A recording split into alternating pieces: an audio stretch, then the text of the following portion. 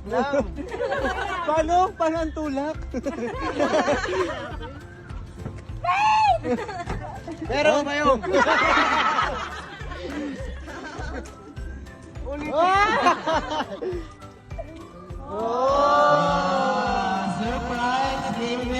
Paano na surprise mo?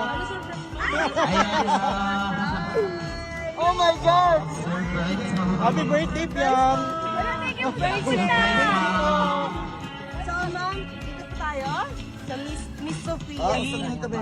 Dito kayo, GM, dito kayo.